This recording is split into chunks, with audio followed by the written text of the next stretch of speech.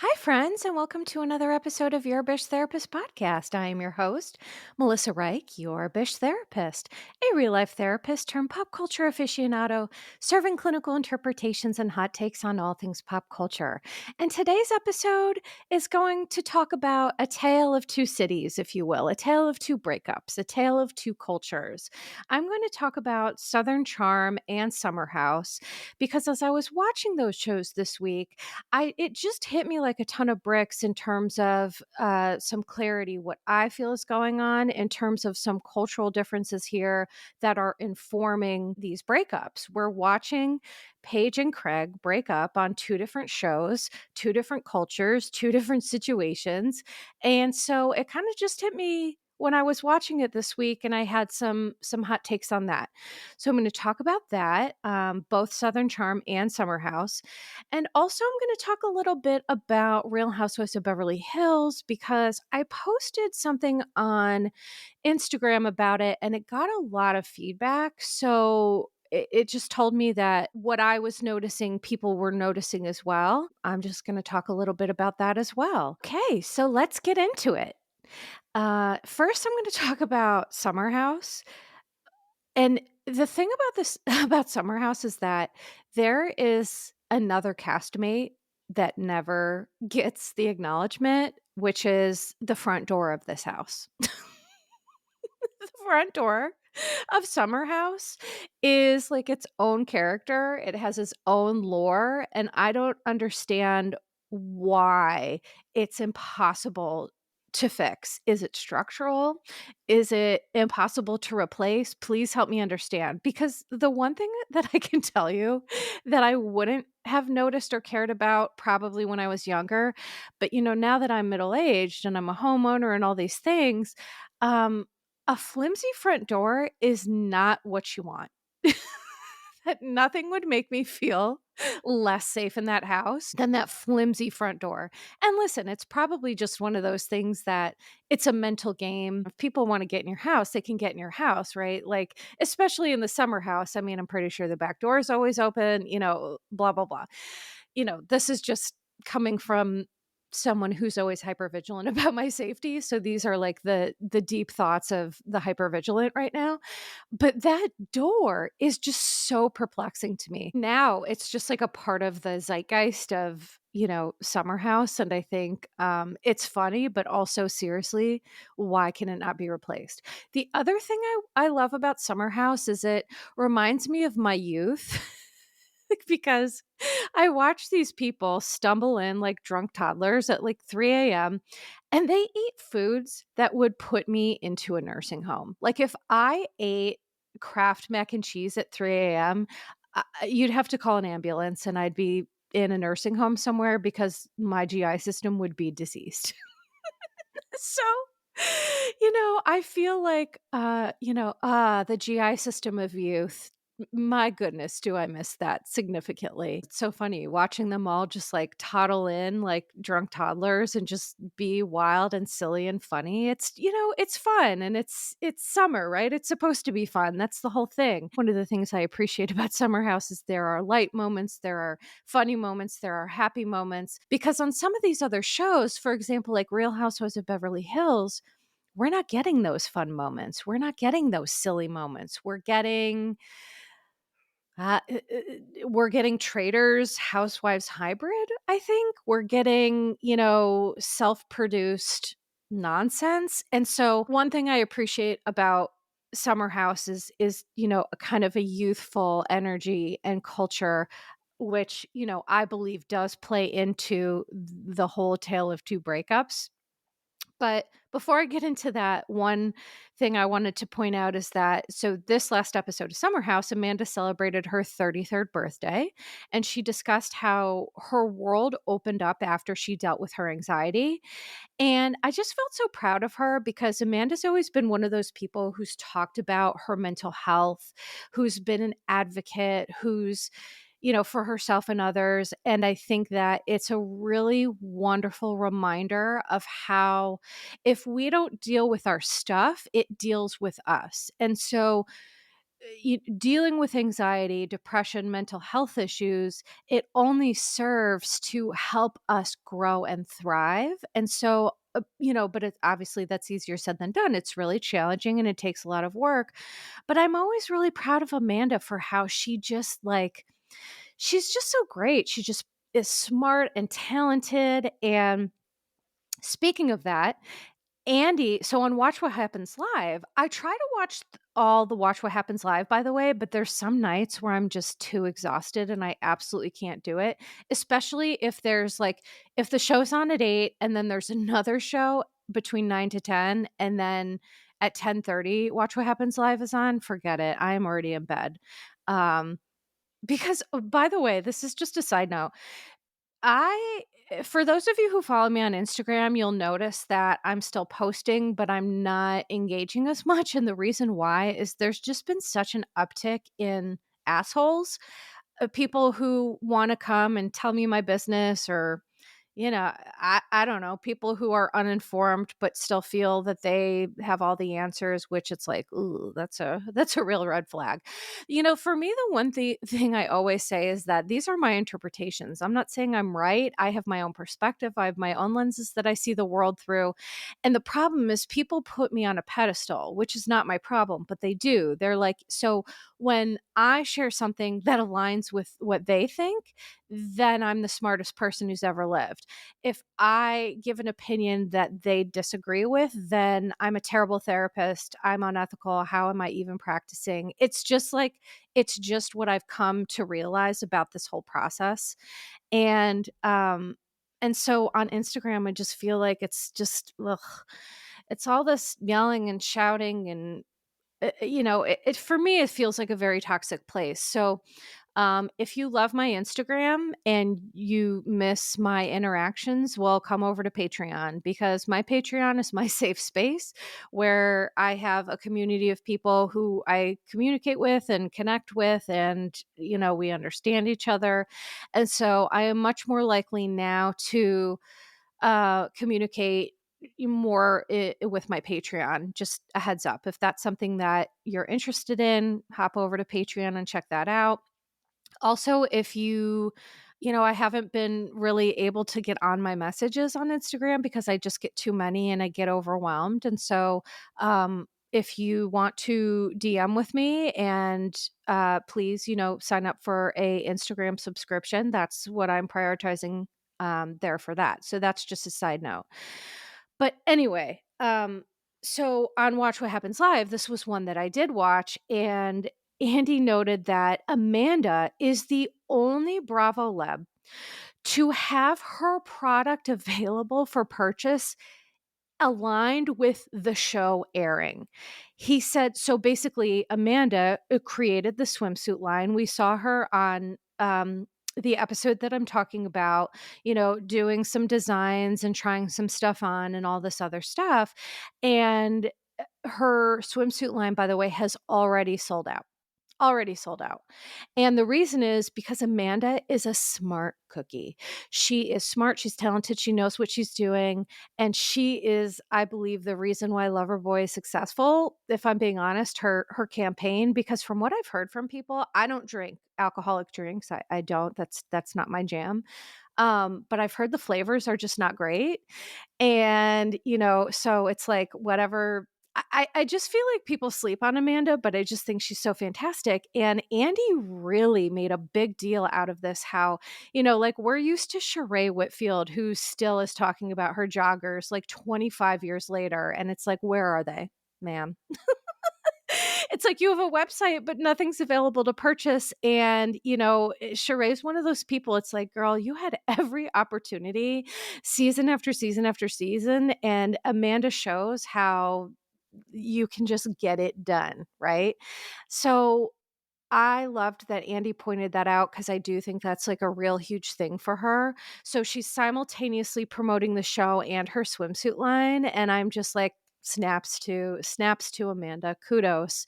If I could wear any of those swimsuits, I'd be happy to buy one. But, for my menopausal middle-aged body, that's going to be a no for me, dog. But I support her in any way that I can. So the one of the other wild things from the episode was Carl admitting that Lindsay was right, and he actually thanked her for feedback she gave him last year about his sober bar idea. And I was like, "Oh my god." I felt like I could hear Lindsay screaming from New York City. I just heard like a faint howl in the distance from New York, or just being like, "Oh, I knew I was right," you know? But listen, one of the things that I like about Carl, and I guess I feel there are people on Bravo who get a lot of hate, and I just don't totally understand it. Kyle Richards is one of those people. I understand why Kyle gets the hate. But Carl gets a lot of hate, and he gets so teased. And I'm like, he just genuinely seems like a good dude. He's like, you know, trying to find a niche and a business, and, trying to have this entrepreneurial spirit. And, this is one of the things, by the way, where it comes to a tale of two cities here, New York versus Charleston. New York and these people on Summer House, they are using their platform to grow, to build businesses and take advantage of their platform. And then, you have these Southern Charm cast members who are just really entrenched in, their trust funds and, Southern culture, and just getting married and having babies and whatever, which is fine if that's what you want. But, not all people want that. And so I feel that, I'm going to come back to that in a little bit, but Carl acknowledged that his idea needed retooling, and which led him to open Soft Bar and Cafe. And I love that he took that moment where, Lindsay was kind of trolling him about needing softness, and he did turn it into a business idea. I think that's super smart. And I think it's really magnanimous of him that he can, do all these things. He can be in a house where his, he acts her sonogram is hanging there. He's participating in, a kind of like silly gender reveal, sort of hunt activity. And, now he's taking his sobriety, and he's trying to do something with it, like create a safe social space. So Soft Bar and Cafe, to tell you what it is, it's a safe social space for the sober community, and frankly, I think it fills a void. I really do. And I hope that Carl is incredibly successful, and I really support him. Um, Carl threw a shipwreck party where, the other thing about Summer House that I absolutely love is the costumes. And Sierra, year after year after year, just crushes it with the costumes. It reminds me of Heidi Klum. For those who don't know, Heidi Klum, every year she does these really, really intense costumes that involve, I mean, just full body makeovers, prosthetics and all these other things. And I think it's such a wonderful thing when, like, these beautiful, gorgeous women lean into their silliness and their fun and their costumes. And so Sierra dominated again, but like Amanda's was pretty good too, especially the parrot voice that she was doing. I was like, I really feel like I'm hearing a parrot here. So that it was just super cute. And I love how, like, for the summer house parties, it's like a whole theme, and they really go all out, and I just think it's really cool. But one thing I did notice is that this is another one of the things that I didn't necessarily write down, but I wanted to see if I remembered it when I did my podcast, and here it is. Paige, has talked about having really close relationships with her parents, and when they were in fact, she kind of said that that was some of the reason why she didn't want to leave New York. They're a very close, tight knit family. She relies on them for emotional support and all these other things. But it seems like she really has a sweet relationship with her dad, because, the guys were doing this like shipwreck theme party, and, Paige stood there and she's like, my dad would have had this done in half the time. And I thought it was so adorable and sweet seeing Paige have parents who are just like great people who really love and support her. Um, what's that like? I would ask, but I'm super happy for her that it's happening. And I think that, that's another thing when it comes to Craig, I feel is that, her parents are such staunch supporters of her. And I feel that Craig is not supporting her. He's saying he's supporting her, but he's really just guilting her about being busy and trying to grow an empire. Because as she does that, she moves further away from what he wants. But the thing that Craig needs to realize is Paige has one life and it is to be lived the way that she sees fit. That's another piece here that I'm going to talk about in a minute. Carl was thrilled to have his first date in like a year. And she said that he had lemur energy. Oh my God, I died. And it was like, in that moment, I just felt so bad for Carl because it's like you can tell it's so awkward for him. He's trying to flirt for the first time in a year on TV. On Summer House, where like he had just spent the last year fighting with his ex-fiance. I just like imagine it's like a total mind F.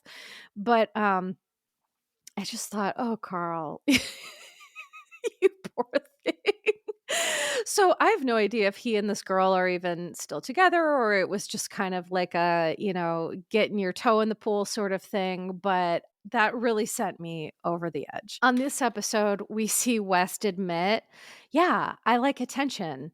And it's like, yeah, anyone can see that you like attention, but hey, it's great to admit. But then he said, "So, yeah, my phone is juicy." I was like, "Ew." West is like a 29-year-old who's making the most out of his Bravo Love status, as evidenced by the fact that, like, on social media, he's just been living La Vida Loca.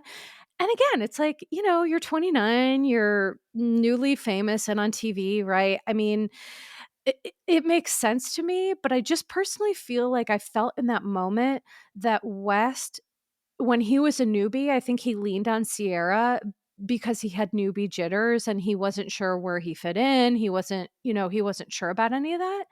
And I think he set her aside when he felt like he didn't need her comfort anymore. That's just how I feel. It just kind of jumped out to me as I was watching Summer House, and I just don't like that. I feel that West and Jesse are both really cut from the same cloth.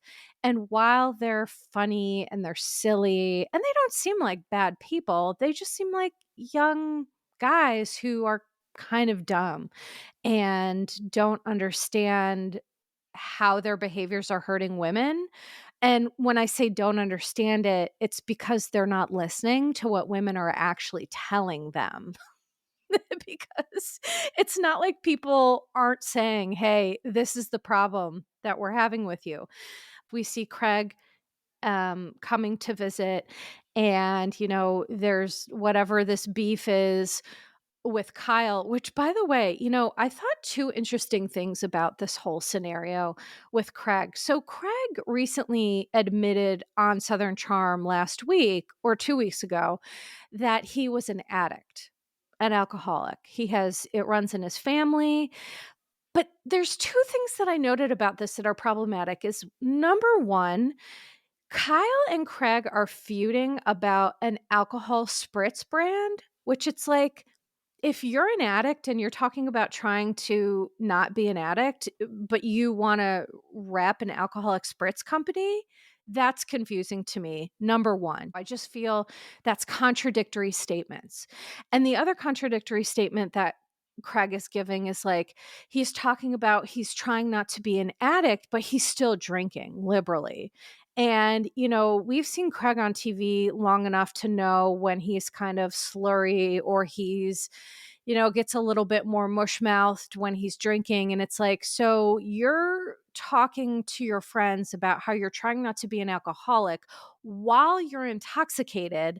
And then every time we see you in a scene after that, you're, drinking and all of that. And as someone who's worked in the recovery field, there's a part to me that's missing here. It feels disingenuous. It feels off. It's like, you got to pick a lane. You can't say that you're an addict and you're an alcoholic and then continue to do the same old bullshit, because if you do, things are going to happen and you're not going to like it. And I just feel one of the things that Paige is like all about fierce authenticity. And I think that Craig is really giving mixed signals. He's saying, I support you, but don't be too busy for me. Or I support your tour, but you have to place me as a priority. Okay, well, that's not supporting her in any way, shape, or form. That's making her feel nothing but guilt and anxiety and stress on what is supposed to be the most exciting venture of her life. And going back to Kyle and Craig, is that Jesse, of course, said something like, oh, hey, you guys seem pretty happy despite this drama. And then, of course, there's drama. And Kyle is impulsive, so he wants to talk to Craig immediately, but Craig is an avoider, so he wants to put the discussion off. What's interesting is Paige and Amanda both identify that Craig and Kyle are eerily similar, which is likely why they clash.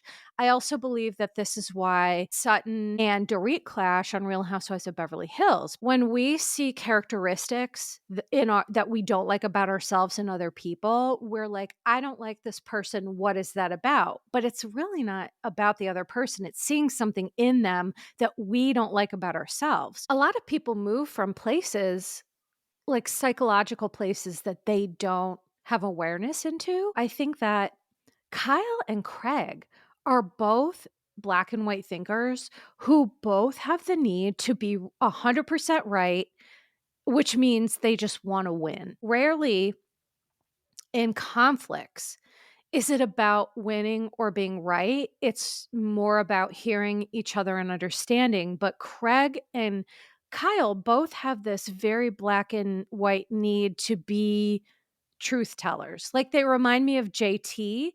Well, less Kyle, because I think he's just like King Baby has never described anyone so flawlessly than Kyle Cook. I mean, King Baby can be used to describe a lot of these men, as I have described it and joked about, but Kyle Cook is like, his picture should be next to the definition, the term King Baby, because he is just fully led by his emotions, his sadness, his anger. He's like a toddler who just cannot self-soothe and acts like having feelings or being sad is the worst thing in the world. You know, he goes outside, he gets all like, you made me sad. And it's like, and what? You're responsible for your emotions, bro. Like, you'll get glad again in the same pants you were mad in. Okay. That's a saying that my aunt says from Chicago, and I love it so much. And it just popped in my head. She says that all the time. People will get glad in the same pants they got mad in. So Kyle can get glad again, okay? We see Paige is angry with Craig for avoiding the discussion because it gives her anxiety. So Paige and Craig are two completely different people in terms of dealing with stuff. Paige likes to deal. She likes to cope, she likes to address, she likes to be direct. Craig is the opposite. He likes to put his head in the sand and pretend nothing's going on. And it's like, well, then you have to understand how you're a part of your own problem, right? So, there's different conflict resolution styles I just wanted to talk about really quickly, including competing, avoiding, accommodating, compromising, and collaborating. And when you have two different people with two different conflict resolution styles, it can create a lot of problems. So, competing says that one party seeks to satisfy their interests despite how others are impacted. And so that's mostly Kyle. He's just interested in winning and being correct. And then there's collaborating. Ultimately, collaborating is the best because it's a win-win scenario. So in real life, when you're in an argument or a conflict, the best solution is going to be a win-win where you and the person that you love both win in some way, shape, or form. And that's not always possible. So that's what leads then to compromise, which is both parties win, but they give up something. And then there's avoiding, which is one or both parties seek to suppress the conflict. And that is Craig through and through. He wants to avoid, suppress, suppress, suppress. And I just don't think Paige appreciates that style. And then the last one is accommodating, which is one party yields the win to the other party. Okay. Now moving on to Jesse. Jesse reveals to, the group of men on Summer House, the last episode, it just felt really icky to me. It's like, they're all the guys are in the car and they're barking like, "Row, row, row," and it's like, I'm not sure about that. And then they're all just talking about how like it's crazy to not have sex like a maniac. And Jesse reveals that he and Lexi haven't slept together, which is what created all of this like toxic masculinity. And I just thought it was so gross that like the guys lose their mind at the thought of being abstinent for 2 whole weeks. Cause what we're talking about with Jesse and Lexi is literally like 2 to 3 weeks of time at this point. And and the reason is because Lexi is intentional. And I'm like, oh, is this not the ghost of Summer House Past? This is like the ghost of Sierra being like, we're intentional. And the guys are just like, row, row. So maybe instead of barking and talking about how necessary sex is, maybe just like listen to women and then that'll help you reach your goal even more. I don't know. Listen, but what do I know? I'm just some dumb broad. So the thing is like sex is an important part of relationships, but it's not the only part. And it just made me feel that there was some serious sexual objectification, treating individuals as objects or commodities primarily based on their physical appearance and sexual appeal, rather than recognizing their full personhood and worth. And so cut to Jesse jumping on Ciara's float, commenting that her leg was turning him on, and then he threw his body onto her. And I'm like, Jesse, please take that mess somewhere else. It's like this woman is sitting on a float with her leg in the air, and she cannot just be sitting on a float without Jesse just, barking all over her. And I'm just like, if Lexi were there, you would not be doing that. And so this is what irritates me when it comes to like infidelity. It's just like people want to look at things in a very black and white way. But if you're doing something when someone who you're talking to, you love, you're in a relationship with, you're in a situationship, if they're gone and you're doing something that you wouldn't do when they're there, that is a problem. Okay. But I feel like sometimes younger people are like, well, I didn't technically. And it's like, take your technicalities and stuff them in a sack, because a technicality, that doesn't matter. I just feel like between all the barking and the sexual objectification and just Wes and Jesse just being gross, I'm just like, it's a no for me, dog, on all of it. The barking, just just stop, please. And then Paige tells Amanda, and this is where I started to have these ideas in terms of like what might be going on here, is when Paige is telling Amanda that Craig said he wants to quote unquote make sure the relationship was still a priority when she's on tour.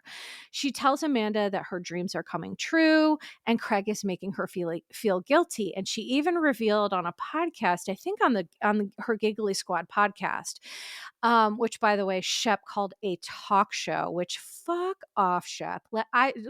Listen, I will read him for filth in just a moment. Please don't worry. I will get to it. um, Paige said that Craig caused her to have an anxiety attack, a panic attack, during one of her Giggly Squad tour dates because of his behavior. And I now really started to understand what she's saying. So Craig is making Paige feel guilty. No mistake about that. But Paige, the one thing she mentioned to Amanda was how Craig made a comment about being quote unquote submissive, which bothered her. And I'm glad it bothered her because it also bothered me and probably all the viewers as well. To me, what became apparent is Paige wants to grow her career and Craig wants a family. And Paige said, when I do my tour, I'm going to hate Craig. And so it was like foreshadowing that it's like, well, if that's how you feel, I don't care how little Craig is aware of how he contributes to this. Paige staying with Craig and having panic attacks and not enjoying her Giggly Squad, tour, to me, that would make me much more sad, if I'm being honest. And so at the end of the episode, we see Craig and Paige argue, and he calls her selfish. And I was like, no, sir. Sir, no, sir. Just because she wants different things, and same goes for him. He's not selfish either for wanting what he wants, but it is absolutely selfish to try to make your partner feel like they're being selfish for taking an opportunity of a lifetime, which, by the way, Craig should know about, because as someone who has built an empire, when people made fun of him and they joked about his sewing machines and they trolled him, and now he has sewing down south and he's trying to become, the Martha Stewart of Charleston. So you would think someone who's going through that might understand it. But in the South, there's a culture of misogyny. We do see a lot of this on Southern Charm, where it's like, okay for Craig to do that. But when Paige does it, she's selfish. Craig, take several seats, please. And so Paige joked at the end of the episode about firing Craig. And I think it's now abundantly clear that their relationship was just deteriorating by the minute, and Craig was too busy having his head in the sand to understand what was going on. Amanda and Sierra went on Watch What Happens Live, noting that Craig unfollowed all the Summer House cast members after the breakup, and Andy asked if they'll remain friends with Craig, which was a resounding no. Also, Summer House after show, Kyle apologized for calling Craig a liar on national TV. And then Paige, the producer, asked Paige, should Kyle be sorry? And Paige literally said, no. So, listen, Craig doesn't lie all the time, but he does lie. I mean, it's damning evidence. This man's been on Bravo, on TV for so long, and we've seen these lies. But what I think really is happening is, let me go over to Southern Charm, because the Southern Charm finale was a complete snooze fest until the last 5 minutes. I felt so annoyed that Bravo promoted Craig's breakup scene all season for like 90 seconds. And I hate when Bravo does that. I feel like it's really rude to viewers. I just can't help but feeling that that scene could have been a little bit longer, or maybe it was, and it just wasn't interesting. I have no idea. So it was such a bummer to an otherwise, I feel, pretty good season. There are some people who didn't care for the season of Southern Charm. I found it very interesting just because, king babies galore. It gives me a it gives me a ton of content, but I understand why people felt that it fell a little flat. Southern Charm, we see Craig and Paige's last car ride together, which was so eerie, because Craig said, "When am I going to see you?" And Paige said, "Never. This is the last time you're going to see me, and you just don't know it." And you're like, "Oh." Craig said, "I don't know why it usually doesn't feel like this." So the thing that's interesting about people who avoid is that Craig also is a pretty intuitive person when he wants to be. And so when we have our head in the sand and we're avoidant, our intuition still exists. And so I feel that Craig knew something was wrong, and instead of addressing it, he just did what he does, and it all fell apart. And so Craig tells Austin later, "I'm 99% confident that I'm going to propose this year, and I think we are both very excited about it." Cut to this breakup scene, and Craig said, "I wasn't going to say anything because I didn't want it to be real." Craig claims to have been blindsided, which now seems absolutely impossible. Craig was blindsided because he was literally blinded by denial and minimization. Craig has a pervasive pattern of avoidance as a coping mechanism, and with this comes major blind spots. We cannot see anything clearly if our head is buried in the sand. This breakup is playing out on Southern Charm and Summer House, and I feel everyone besides Craig can see exactly how and why this happened. But something that Shep said on the after show, I think it was a clue to me, and this is how all of this came together as to why Craig kept feeling submissive. So, as I mentioned, Shep talked about Paige on an after show, ruining things for a quote, stupid ass talk show. Sir, your life is funded by trust funds and Southern Charm, so you should take several seats. Bloop. That I got so angry when he said that. And to me, this is textbook projection because Shep feels wounded by his like fantasy that completely crashed and burned, right? Shep is a perpetual victim in his own mind, which is why he is just never going to grow up. And not going to be happy until he changes it. But I feel like not only is this textbook projection because his fantasy crash and burn, but it's also unspoken cultural beliefs. So, going back to what I kind of talked about before, cultural beliefs are shared ideas, values, and customs that shape a group's worldview and behavior, encompassing diverse areas like religion, family structures, social norms. And so, in my opinion, we are watching a tale of two cultures, Southern Charm versus Summer House. Summer House possesses a youthful culture focused on entrepreneurial spirit and less antiquated views of women. Southern Charm, on the other hand, perpetuates misogynistic culture where women are to be submissive, otherwise, they are hosting stupid ass talk shows. Paige is being informed by empowered women, and Craig is being informed by Peter Pan. Bloop. I just can't. I just can't with these men. I just can't. So at the lame Southern Charm finale, Madison and Ryan had like a summer soiree, and Miss Pat joked about holding up a red caution sign to women who are meeting these Southern Charm men. And here's the thing. I love Miss Pat, but it's like you have raised one of these elderly king babies. And it's like you're too old to be behaving like an infant, sir. So it's like Miss Peck, these people are helping to create this culture.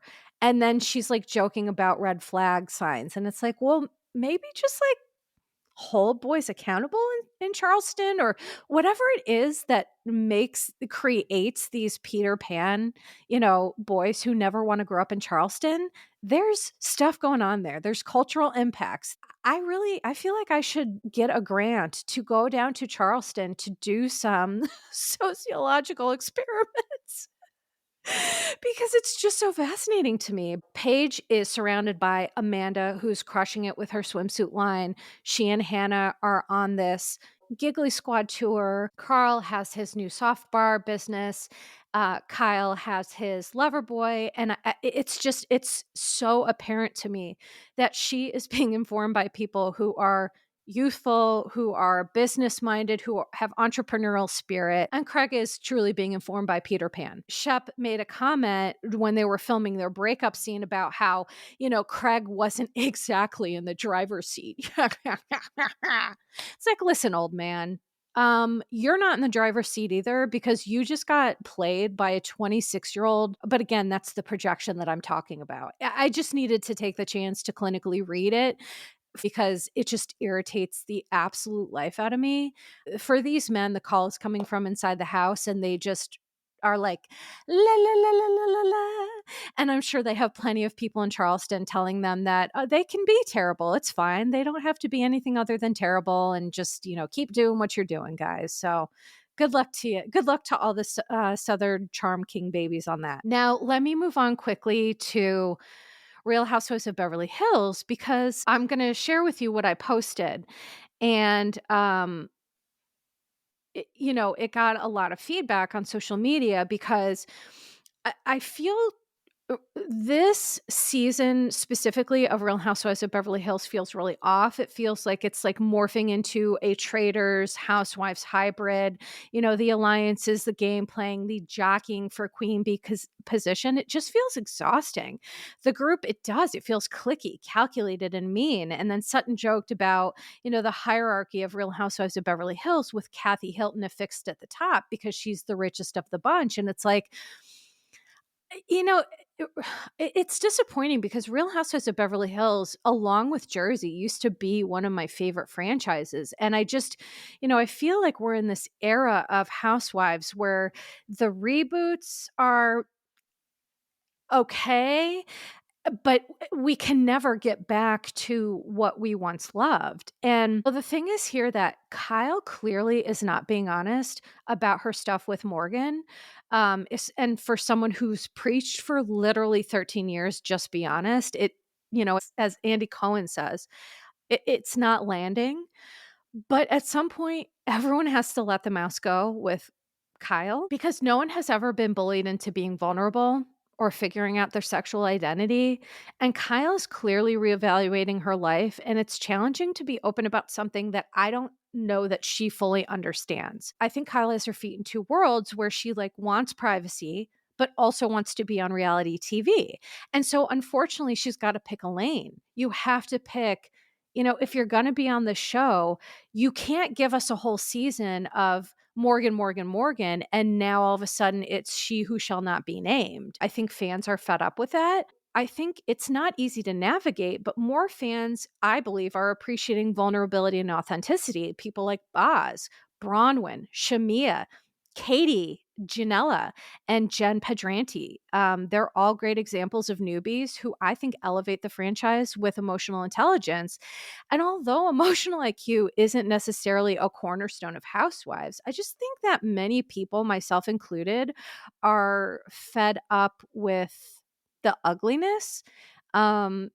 I started watching these shows when I was in my late 20s and now I'm in my 40s. Seeing things different and seeing these women be so catty and mean and calculated, it's giving Mean Girls and I just don't. I'm not I don't love that. So a couple of the main points from Beverly Hills that I wanted to bring up is that Dorit and Sutton, as I mentioned when it came to Kyle and Craig, is that they both, I believe, are very similar. And as I mentioned, it's common to dislike someone who has those similar characteristics that we dislike about ourselves. Dorit and Sutton both blame each other, completely ignore their role, and then rinse and repeat until one of us dies. It's exhausting to see both of these women be like, well, maybe we should make up. No, let's just like verbally eviscerate each other instead and ruin every single dinner. And it's just like exhausting. I'm just so tired of watching that. Sutton totally dives into victimhood, and Dorit claims to take accountability while actively doing the exact opposite. It's like Dorit had a couple good episodes, and now it's just like, now you're just giving bitter, you're just giving unable to compromise or see other perspectives. It's just obnoxious, and I don't like it. Sutton offered an apology for the whole wallet comment, noting that it was beneath her and admitted she was trying to inflict pain. And Dorit claimed the apology was inauthentic, and so she didn't accept it. But what I appreciated is that Boz interjected, letting Dorit know, hey, girl, you have to like listen to what she's saying. She's just apologizing. Boz held Dorit's feet to the accountability fire, which is like, you have to apologize for your role. And Dorit's role has been calling Sutton an alcoholic and weaponizing her mental health issues, which is total bullshit. And me and my friend Kristen from Driving Mom Crazy on Instagram, we did a collaborative post about how Dorit is weaponizing Sutton's mental health and alcohol use and all of that. Both of these women are wrong. They just want to point fingers and be like, you're wrong. No, you're wrong. And it's like, you're both wrong. Hello, the call's coming from inside the house. To me, this is one of the reasons that I love Boz is being a friend to somebody means calling them on their shit and letting her know, no, you're wrong too, and you need to apologize. And so like Dorit heard Boz, but I say heard in quotes because I don't think Dorit hears anybody. I think she's a huge part of her own problem. So Dorit offered the best apology she could, which was, it was disingenuous and inauthentic because she didn't really mean it. Boz, what was so interesting too, is she's such a girl's girl. It's like she doesn't even know Kyle, but she saw Mo with a girl at Soho House, and we see Boz send her like voice note after note. And I just thought, like, now that is a girlfriend. And another reason why I love Boz. Emotional intelligence, a girl's girl, and just a really great human being. So Boz was trying to forge sisterhood, and then Garcelle kicked in the door, mentioning she who shall not be named, AKA Morgan. And Kyle, she does this if you're watching on the video, I'm doing it right now, but she purses her lips and kind of does this lip smack when she's really angry. She's done it since season 1, episode 1. It's kind of like her tell. And she rolled her eyes and she said, maybe one day there will be a great story to tell you guys. And then cut to Sutton, like looking longingly at Kyle, like she's in love with Kyle and just being like, I think you will. I think so. And so in confessionals, all the women call Kyle out for being her own problem and kind of like intimating she's to blame for calling the paparazzi and whipping up the whole Morgan frenzy, right? Like, again, calls coming from inside the house. That should be the name of this episode. But so in the moment, Garcelle was so mad that Sutton keeps choosing Kyle over her, which, listen, I get it. And I think Garcelle has every right to be angry because Garcelle is trying to get Sutton to see Kyle's true colors. And Sutton is just so enthralled with being the friend of Kyle Richards that, like, she for sure has blind spots. And so cut to Sutton literally swooning, saying, Kyle stepped up for me. I knew we were friends. And it's like, oh, girl, it's just giving like 7th grade, trying to befriend the queen bee. And I'm just like, Sutton, be the queen bee. Don't fall at Kyle's feet. I don't know. So Garcelle called Sutton out on her blind spots with Kyle. Sutton was unable to validate Garcelle's feelings, which escalated the fight and leading Garcelle to watch away. But what was so fascinating to me, it's like the little stuff that really gets me. As Garcelle leaves, she physically hurts herself, which Sutton failed to notice or acknowledge at all. Sutton continued to argue, ignore Garcelle emotionally and physically. And I'm like, here is the lack of empathy that these women are talking about, Sutton. Here it is. You do have problems with lacking empathy and concern for other people. Like, I don't care if I'm in a fight with someone, Garcelle like hit her leg or stubbed her toe and you could tell she was in real pain. You stop and you say, oh, girl, you okay? Do you need some ice? Or like, at least acknowledge it. But Sutton is so self-focused. She is so, so selfish. And I think for me, that's one of the issues why I'm not a huge Sutton fan. I just don't gravitate towards people who are so self-focused like that. Um, and just like not aware of it. She's like arguing about the things Dorit and Sutton are told the same thing over and over. Okay. They're given the same feedback over and over again. And instead of choosing to look at it, they want to blame other people and argue about how it's not true. They're the same. And that will get you to the same result, which is nowhere good. If you're consistently getting feedback about something and you just choose to ignore it, well, then that's your problem. And you're just going to continue to do the same stuff. Dorit was called out by Boz for struggling to give and receive apologies. She does. She overtalks. She doesn't listen, and she perpetually makes herself a victim.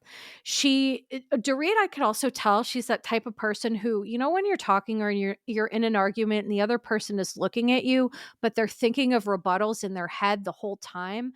I can tell that Dorit is doing that. And that's why she doesn't hear people, because she's too busy thinking about her retorts, which is like a terrible way to communicate. And so I think that she's too busy doing that, trying to win, leading to perpetual conflict and rupture that is just unable to be repaired.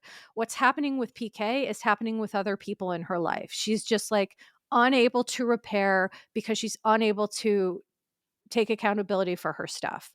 And then the ladies took a yacht trip from hell, and I don't know what is with these housewives and yacht trips from hell and sprinter van rides from hell, but my goodness, it's wild. So Sutton offers a second apology about her behaviors to Dorit. The problem? Dorit was not even there. So Sutton totally gave herself away. It was like, this is the thing. When people don't understand nuance or psychology behind certain things, they will always end up giving themselves away. So she was like trying to be like, no, I'm not doing what you're saying that I'm doing. And she definitely was doing that. So Erica calls out Sutton for being critical and lacking compassion. And then, we see all these flashbacks of Sutton's history. There are just people on social media who just love Sutton and they argue with me all the time. And I'm like, they're like, Sutton is not lacking empathy. And I'm like, are we watching the same show? She definitely is. And by the way, how could she not lack empathy given her upbringing? Do you know how you get empathy and compassion for people? By practicing it. And if you don't practice it, you don't develop it. Okay. And so she was raised by an emotionally unavailable, person after the death of her dad. There was trauma, there was grief. No one talked about it. And this does not create a healthy psychological experience. So, but the problem is that Erica is telling Sutton, you pose as a friend, you work as an enemy. And she said if Sutton was sincere about her apology, she wouldn't have to bring it up and sell it to us one more time. And I just thought, here's the two things can be true. Erica is spot on accurate here. And she also is emboldened by the fact that this is her first season where she is not the center of the drama. And so I think that, Erica's trying to stand on business, but the problem is she forgets that the women and the entire world had every right to question Erica's behaviors. Remember when Erica got drunk and cursed out Garcelle's minor child? Remember when she flaunted her $1 million earrings while claiming she didn't care about the victims? So Erica is enjoying a season of not being under the microscope, but that does not mean that she did not deserve all the heat and smoke that she got. Okay. So Erica needs to also settle down, please. And then the last thing I'll say about this is that Sutton yelled, pick on somebody else, and then mocked Dorit's faux British accent, which I'm not going to lie, it was hilarious.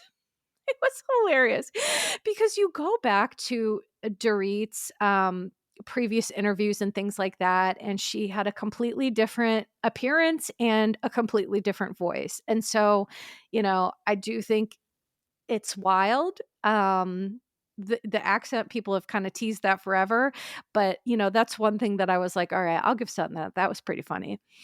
So, Kyle didn't stand up for Sutton in the moment. And then Garcelle also stayed quiet because Sutton hung her out to dry. And I think Garcelle's just hurt. She wants Sutton to see that she's blinded by Kyle and that like Garcelle is actually her friend. And I don't know that Kyle really can be a friend to anybody right now. I think Kyle is also very self-focused and going through stuff. So, I don't know. There it is. That's my takes, peeps. And that's going to be it for me today. Thank you so much for listening. I hope that you've enjoyed this episode. Please stay tuned for a couple things that I'm very excited about coming up. Mandy and I are going to be doing an M&M hour next week. Very excited about that.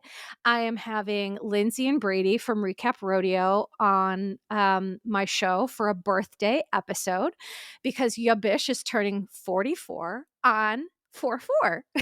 So I'm going to have the Recap Rodeo crew on to celebrate my birthday in the best way that I know how. I can't wait for you all to hear them, and you're going to love them. Their podcast is going to be huge, so please go check that out, Recap Rodeo. You'll find it anywhere podcasts are available. And I'm also super excited for the Valley to come back. I am frothing at the mouth to give clinical interpretations and hot takes on those episodes. And I know there will be a lot to talk about. The last thing I will say is please, if you could be so kind, give me, if you're enjoying the podcast, please give a 5-star review. And also I would love if you could check out my Patreon, my social media, Your Bish Therapist everywhere on social media. And on Patreon, we have, group chats. We do DMs. I post videos of just like me, private videos in, my room, whatever, just like talking to people. It's a little bit more personal. It's more one-on-one. I feel more safe and comfortable there. Because it's in my control. And so for those of you that have joined Patreon, thank you so much. And, again, if Patreon does not work for you, that is fine. I appreciate any and all ways that everyone on this podcast supports me. The one thing I will say is that Patreon folks, the people who subscribe, I want to thank you specifically because you are how I am able to help myself. So, attending more acupuncture appointments or, chiropractor appointments because I have to pay out of pocket for everything. And so Patreon folks, you really help me take care of myself. And I joke that I could be driving a Porsche, but I'm putting the money into this jacked up body of mine. And literally everything that I get from Patreon, I use to help myself in some way, shape or form. And so to those of you who help me do that, whether it's listening to the podcast, downloads, sharing episodes, talking with people about them, following me on social media, being on Patreon, whatever it is, you help me take care of me.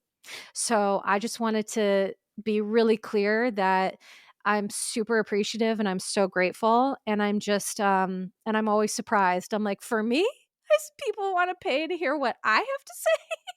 I'm just so grateful. So thank you all so much. I appreciate your support, sending you and your loved ones love and support. And ta-ta for now. Disclaimer. Posts are not intended to diagnose, treat, or provide medical advice. Your Bish therapist is for entertainment and informational purposes only. The podcast, my opinions, and posts are my own and not associated with past or present employers, any organizations, Bravo TV, Greatheart Productions, or any other television network. The information in YBT podcast and on its social media is provided for general informational purposes only and is not intended to diagnose or treat. Please do not act or refrain from acting based on anything you read, see, hear on YBT podcast or associated social media. Communicating with YBT via email and or social media does not form a therapeutic alliance. Melissa, operator of YBT, is unable to provide any therapeutic advice, treatment, or feedback.